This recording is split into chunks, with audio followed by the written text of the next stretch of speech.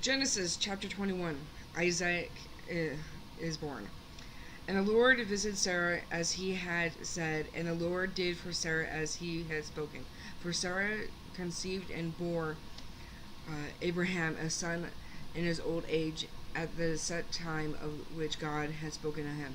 And Abraham called the name of his son who was born to him, whom Sarah bore to him, Isaac. Then Abraham circumcised his son Isaac when he was 8 days old, as God had commanded him. Now Abraham was 100 years old, and his son Isaac was born to him. And Sarah said, God has made me laugh, and all the who hear will laugh with me. She also said, who would have said to Abraham that Sarah would nurse children? For I have borne him his son in his old age. Hagar and Ishmael depart. So the child grew and was weaned, and Abraham made a great feast on the same day that Isaac was weaned.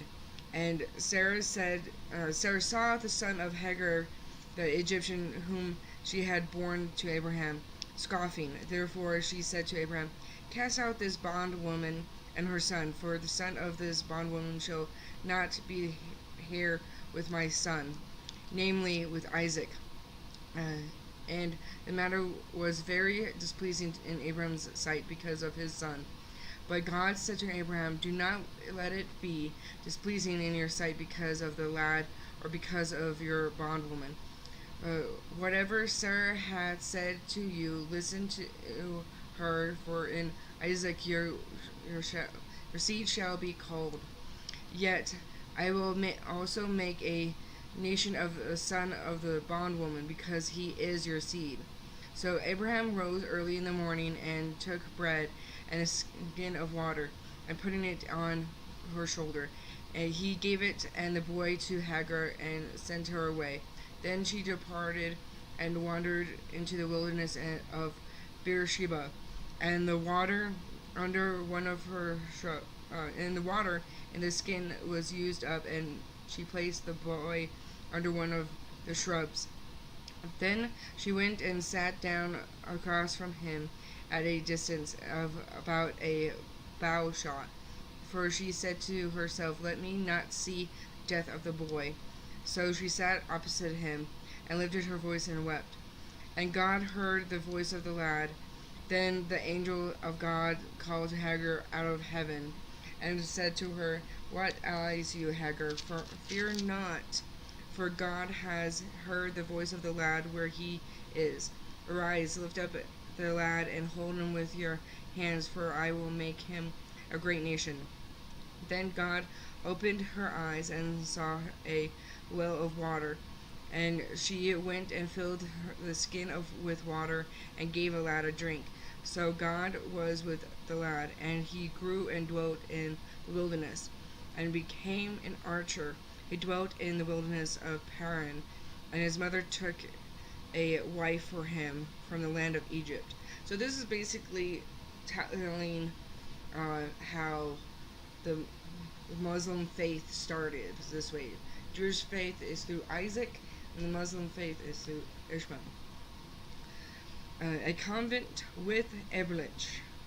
And it came to pass in the time that Eblich and Physical, the commander of his army, spoke to Abraham, saying, God is with you in all that you do. Now therefore swear to me by God that you will not deal falsely with me, with my offspring, or with my posterity, but that according to the kingdom that I have done to you, you will do to me and to the land in which you have dwelt. And Abraham said, I will swear.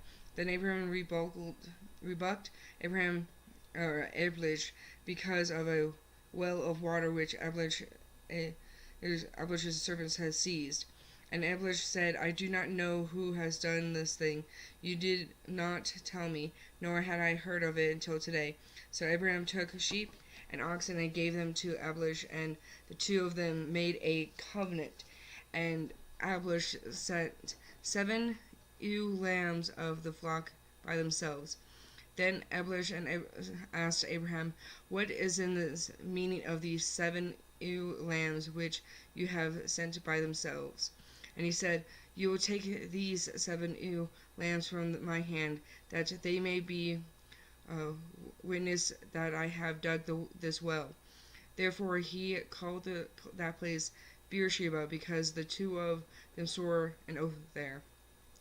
Thus they made a covenant at Beersheba. So Abimelech rose with Phicol, the commander of his army, and they returned to the land of Philistines. Then Abraham planted a tamarisk tree in Beersheba, and there called on the name of the Lord, the everlasting God. And Abraham stayed in the land of the Philistines many days.